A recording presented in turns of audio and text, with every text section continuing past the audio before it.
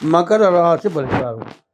ఈ మకర రాశి ఇంతకుముందు ఏలినాటి శని 7 సంవత్సరాలన్నర శని, దీంట్లో 7 సంవత్సరాల 3 మాసాలు అయిపోయింది. మార్చి 30తో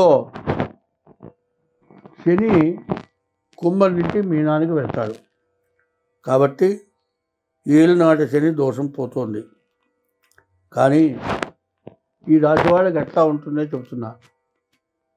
30 సంవత్సరాల లోపు పెద్ద నష్టం ఉండదు. చదువులో నష్టం, 30 తర్వాత వివాహంలో నష్టం, తర్వాత వృద్ధాప్యంలో ఆరోగ్యంలో నష్టం.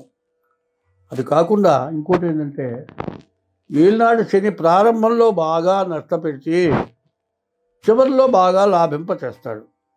అదే ఏలినాటి శని ప్రారంభం అంటే ధనస్సులోకి శని వచ్చినప్పుడు బాగా లాభం చూపిస్తే చివరికి ఉన్నది మరి ధనస్సులో వచ్చింది మొత్తం పోగొడతాడు. కాబట్టి మీకు జరిగిన దాన్ని బట్టి మీరు జాగ్రత్త పడాలి. కాబట్టి ఈ రాశి చివరికి వచ్చింది కాబట్టి ఈ రాశి వాళ్ళు తప్పనిసరిగా శనికి 19,000 జపం చేయించుకొని తద్దశాంశం క్షీరతర్పణ చేయించుకొని తద్దశాంశం హోమం చేసుకోవాలి. ఇట్లా చేసుకుంటే సమస్యల నుండి బయటపడతారు. ఈ 3 నెలలు కూడా ఈ మకర రాశి వాళ్ళు ప్రతి శనివారం కూడా నవగ్రహాల గుళ్ళోకి వెళ్ళి శనికి ప్రదక్షిణ చేసి శనికి అభిషేకం పూజ చేయించుకోవటం ఈ 3 నెలలు చాలా అవసరం. ఈ 3 నెలల లోపల శని త్రయోదశి కనుక వచ్చి ఉంటే శని త్రయోదశి రోజు కూడా అభిషేకం చేయించుకోవడం చాలా అవసరం. మనకు అవసరమైనప్పుడు మనం చేయవలసిన మంచినే మనం చేయటం నేర్చుకుంటే మనకు ఎటువంటి నష్టము కష్టము ఉండదు అనేది హిందూ మతం, జ్యోతిష భాగం, వేదం, శాస్త్రం, అష్టాదశ పురాణాలు అన్నీ చెప్పింది అదేను.